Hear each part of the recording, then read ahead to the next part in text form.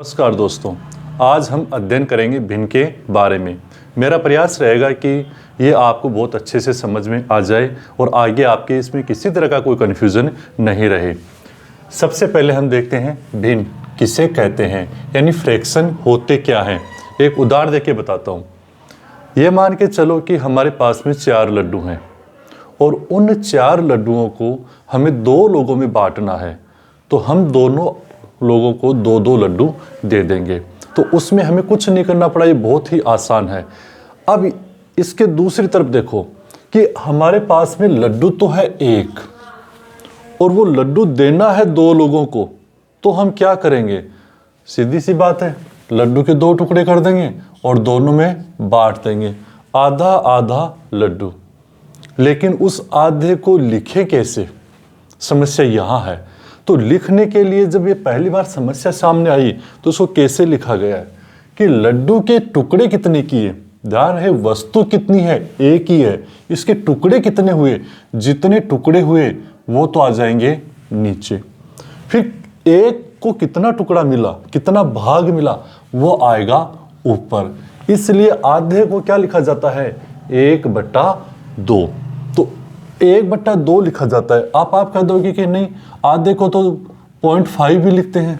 बिल्कुल सही बात है। तो ये भी तो भिन्न है, इसका नाम क्या हो जाएगा? दशमलव भिन्न। तो कहने का मतलब है किसी वस्तु के जब अनेक टुकड़े होते हैं, वस्तु 1 है और उसके बराबर बराबर भागों में इससे बने हुए हैं, तो वो इससे जो जितने होते हैं वो तो आते हैं नीचे हर रूप में, और उन हिस्सों में से कितने हिस्सों को उपयोग में लिया गया है, काम में लिया गया है, छायांकित कर रखा है, वो आते हैं अंश के रूप में। जैसे आपको मैं एक उदाहरण से बताता हूं।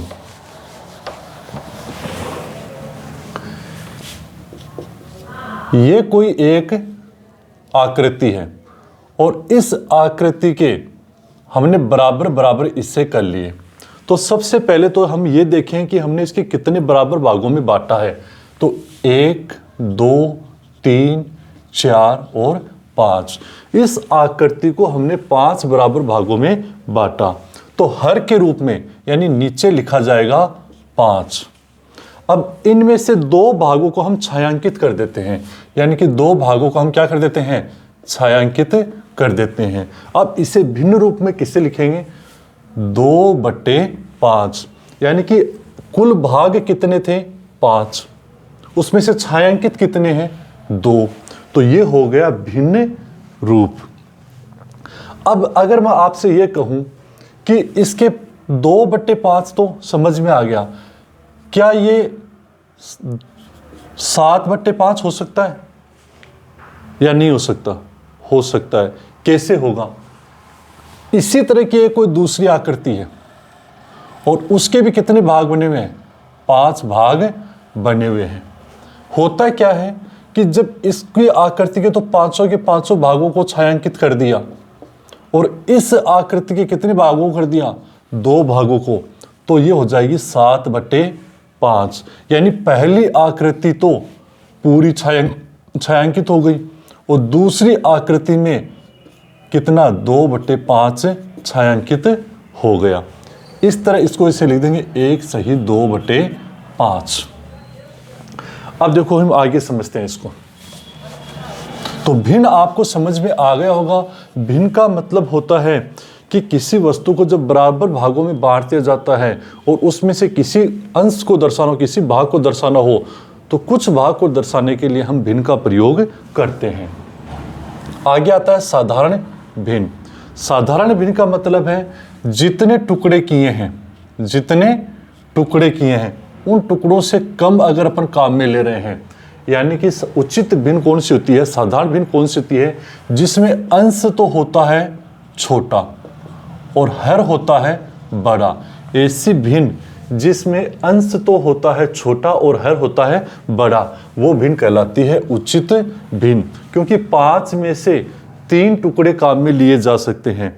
आप एक बात मान के चलो, अपन बाजार से पिज्जा लेकर आए और उस पिज्जा के अंदर 5 टुकड़े हैं। उन 5 टुकड़ों में से 3 टुकड़े तो खाए जा सकते हैं, लेकिन क्या यह संभव है क्या कि 5 टुकड़ों में से 8 टुकड़े खा जाएं? संभव तो है, लेकिन कैसे? उचित नहीं है अभी, ये अनुचित लगेगा कि टुकड़े तो 5 है, खा गए कितने 8। कैसे खाए ये अभी बताऊंगा। तो उचित भिन्न तो वो होती है जिसमें अंश तो होता है छोटा और हर होता है बड़ा। अब बात करते हैं विषम भिन्न या अनुचित भिन्न कौन सी होती है।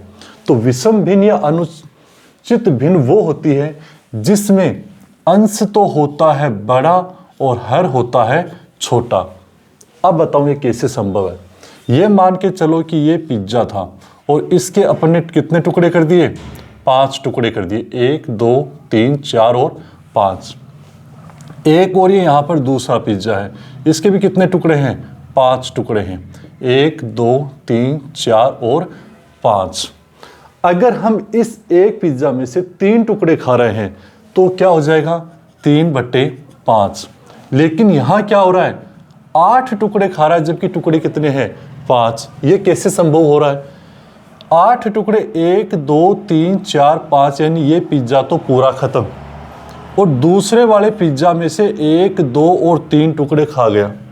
5 के बाद में 6 7 और 8 यानी कि 3/5 इस तरह से बनता है। ये हो जाती है विषम भिन्न, यानी एक भाग तो पूरा, एक जो वस्तु थी उसको तो पूरा खत्म कर दिया और दूसरी वस्तु में से भी 3 टुकड़े खा गए। तो अब इसको विषम भिन्न कहते हैं। अब विषम भिन्न कैसे हुई, एक तो पूरा यानी कि एक तो पूरा, दूसरे में से कितना 3/5, तो 1 सही 3/5। अगर आप भाग देके निकालोगे तो भी इतना ही आएगा।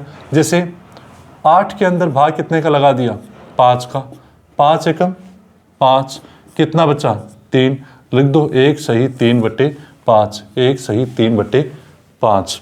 तो इस तरह से ये हो जाती है अनुचित भिन्न, क्योंकि एक वस्तु की जगह इस बार कितनी वस्तु आ गई हैं 2 वस्तु। थोड़ा और देख लेते हैं इसको, देखो ताकि अच्छे से क्लियर हो जाए। अगर यहां 5 की जगह 13 आ जाता तो क्या ये उचित भिन्न है, नहीं। 5 में से 13 कैसे खा सकता है, तो अनुचित तो हो गई। तो अनुचित है तो अब इसको कैसे करेंगे, देखो पहले पिज्जा पूरा खत्म, दूसरा पिज्जा भी पूरा खत्म, अब ये तीसरा पिज्जा भी खाना चालू कर रहा है, शैतान बच्चा है। 1 2 3 4 और 5 कितने टुकड़े खा रहा है, 13 टुकड़े खा रहा है। 1 2 3 4 5 खत्म, 6 7 8 9 10 ये भी खत्म, 11 12 13 यानी 3 टुकड़े इसके भी खा गया। इसको देखो 1 2 2 तो पूरे और तीसरे में से 3/5। अगर आप भाग देके निकालोगे तो भी यही आएगा, निकाल के देखो 13 में किसका भाग लगा दो, 5 का भाग लगा दो, 5 दूनी 10, कितना बचा 3, 2 सही 3/5, 2 सही 3/5। तो इस तरह से भिन्न को आप आसानी से समझने की कोशिश करेंगे, एक दूसरे से लिंक करेंगे तो हम बहुत आसानी से समझ सकते हैं। तो भिन्न क्या हुई, कोई एक वस्तु है और उस वस्तु के अपने किसी भाग को दर्शाना है, उसके बराबर भाग बना करके किसी भाग को दर्शाना है, तो वो हो जाती है अपनी भिन्न। उचित भिन्न या साधारण भिन्न क्या हुई, उचित या साधारण भिन्न वो होगी जिसमें अंश तो होगा छोटा और हर होगा बड़ा। अब अनुचित या विषम भिन्न कौन सी हुई, अनुचित या विषम भिन्न वो होगी जिसमें अंश तो होगा बड़ा, हर होगा छोटा। फिर आती है मिश्र भिन्न। तो भिन्न को जब अनुचित भिन्न को जब इस रूप में लिख दिया जाता है, 2 सही 3/5 के रूप में लिख दिया, तो वो कहलाएगी मिश्र भिन्न। क्या कहलाएगी, मिश्र भिन्न। आगे आ जाती है सम्मिश्र भिन्न। सम्मिश्र भिन्न, सम्मिश्र भिन्न का मतलब क्या है, भिन्न को अपन किस रूप में लिख रहे हैं, अंश बटा हर के रूप में। अंश की जगह भी भिन्न लिखी हुई है, जैसे 2/3 लिखी हुई है, अंश की जगह भी कोई भिन्न लिखी हुई है और हर की जगह भी क्या लिखी हुई है, भिन्न ही लिखी हुई है।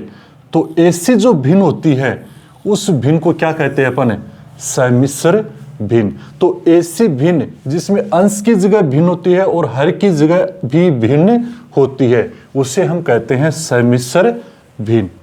सम्मिश्र भिन्न के बाद में आता है इकाई भिन्न। इकाई भिन्न क्या होता है, ऐसी भिन्न जिसमें अंश के स्थान पर यानी कि ऊपर हमेशा 1 रहेगा, तो वो भिन्न कहलाती है इकाई भिन्न। जैसे 1/2 कैसी भिन्न है? इकाई भिन्न। क्यों? क्योंकि अंश के स्थान पर क्या लिखा हुआ है? 1। 1/15 यानी 15 में से 1 भाग, 15 में से 1 भाग, तो ये कौन सी भिन्न हो जाएगी? इकाई भिन्न। 1/23 यानी 23 में से 1 भाग, तो जहां भी अंश के स्थान पर 1 दिखाई दे इसका मतलब है कि वो कैसी भिन्न है? इकाई भिन्न है। आगे आता है व्युत्क्रम भिन्न। व्युत्क्रम का मतलब क्या होता है? उल्टा। तो व्युत्क्रम भिन्न क्या है? जैसे ये है अंश बटे हर, तो अंश बटे हर है, तो अंश के स्थान पे तो लिख दो हर को, और हर के स्थान पर लिख दो किसको? अंश को, तो वो कहलाती है उसकी व्युत्क्रम भिन्न। जैसे मैं आपको बताता हूं 2/3। अब इसकी व्युत्क्रम भिन्न क्या हो जाएगी? तो इसको उल्टा कर दो, अंश के स्थान पे तो हर को लिख दो, हर के स्थान पे अंश को लिख दो, तो ऐसी जो भिन्न होती है उससे हम कहते हैं व्युत्क्रम भिन्न। आगे आता है दशमलव भिन्न। दशमलव भिन्न क्या होती है? जब भिन्न को, जैसे आपको पहले मैंने बताया था कि दशमलव भिन्न, देखिए आपको बताता हूं, यह है 5 और इसमें अपन भाग लगा देते हैं 2 का, यानी अनुचित भिन्न है ये। अब इसमें जब भाग लगाएंगे तो अपन ने भाग को लगाया, 2 दूने 4, बचा 1, इसको लगाया दशमलव, नीचे लिखा 0, 2 पंजे 10, 2.5। अब ये दशमलव रूप में लिखी हुई है, इसको 2 सही 1/2 ना लिख करके अपन ने किस रूप में लिख दिया? दशमलव रूप में लिख दिया। तो ऐसी भिन्न को कहा जाता है दशमलव भिन्न। अब दशमलव जो भिन्न होती है वो भी 2 प्रकार की हो जाती है, एक तो शांत दशमलव भिन्न और एक अशांत दशमलव भिन्न। ये कैसे होता है देखो बताता हूँ आपको। अपने पास में 10 है और इस में 4 का अपन भाग लगा रहे हैं, यानी कि अनुचित भिन्न होती हैं, जो अनुचित भिन्न है या विषम भिन्न होती हैं उन्हीं से ही अपने दशमलव भिन्न बनती है। तो 10 में जब अपन 4 का भाग लगाएंगे तो 4 दूनी 8, कितना बचा? 2.0, 4 पंजे 20, और ये हो गया। यानी कि अपने पास में दशमलव के कुछ समय बाद में ये शांत हो गया, रुक गई भिन्न, ये इसका पूरा पूरा भाग चला गया। तो दशमलव भिन्न 2 प्रकार की होती है, एक तो शांत दशमलव भिन्न, एक अशांत दशमलव भिन्न। शांत दशमलव भिन्न यानी वो शांत हो गई, रुक गई। जैसे आपने कक्षाओं में सुना होगा, शांति से बैठ जाए, शांत हो जाओ। शांत हो जाओ यानी रुक गई, वो आगे नहीं बढ़ रही है। तो ऐसी जो भिन्न होती हैं जो आगे नहीं बढ़ रही है, 2 या 3 अंक बाद में रुक जाती हैं, उन्हें हम कहते हैं शांत दशमलव भिन्न। तो फिर अशांत दशमलव भिन्न क्या होती है? इसी 10 को ले लो, इस 10 में भाग लगा देते हैं 3 का। 3 का भाग कितनी बार जाएगा? 3 3 9, कितना आ गया? 1, लगाया दशमलव, यहाँ पर 0, 3 3 9, 1 0, चलते जाओ। ये 3 कभी रुकने वाला नहीं है, ये शांत होगा ही नहीं, चलते जाओ कितनी बार भी दो, 3.3 3 3 3 3 3 आता ही रहेगा। तो ये रुक नहीं रहा, शांत नहीं हो रहा है। तो ऐसी जो भिन्न होती हैं जो बार बार आगे बढ़ती जा रही है उसे कहते हैं अशांत दशमलव भिन्न। तो भिन्न के बारे में बहुत ही बेसिक जानकारी थी। अब हमारे मन में एक प्रश्न उठा होगा कि जब हम परिमेय संख्या पढ़ रहे थे तो परिमेय संख्याओं को भी अंश बटा हर के रूप में लिख रहे थे, भिन्न संख्या को भी अंश बटा हर के रूप में लिख रहे हैं, तो फिर इन दोनों में अंतर क्या है? गणित में पढ़ाई का मतलब ये नहीं है कि हमने पढ़ा और उसको रट लिया, हो गया काम। गणित में मतलब होता है समझना, और अगर हमारे को वो बात समझ में आ गई तो फिर हम उसे कभी भी नहीं भूलते हैं। जैसे अपने शरीर को तंदुरुस्त रखना है तो हम क्या करते हैं? एक्सरसाइज करते हैं। और अगर हमारे दिमाग को तंदुरुस्त रखना है तो हमारे को क्या निकालने पड़ेंगे? सवाल निकालने पड़ेंगे, गणित पे दिमाग लगाना पड़ेगा, रीजनिंग निकालनी पड़ेगी जो गणित का ही भाग है। मेंटल एबिलिटी यानी मानसिक योग्यता क्या होती है? वो दिमाग के साथ खेलना। गणित आसान है, समझो, इसको समझने की कोशिश करनी है, रटने की नहीं करनी। अगर आप इसको ध्यान से देखेंगे तो आपके मन में जरूर ये सवाल आया होगा कि अगर परिमेय संख्या को भी अंश बटा हर के रूप में लिख रहे हैं और भिन्न संख्या को भी अंश बटा हर के रूप में लिख रहे हैं तो फिर दोनों में अंतर क्या है? तो अगला वीडियो जो अपन बनाएंगे उस वीडियो में हम यही बात करेंगे कि भिन्न संख्या में और परिमेय संख्या में अंतर कैसे करें। इस वीडियो में इतना ही। धन्यवाद।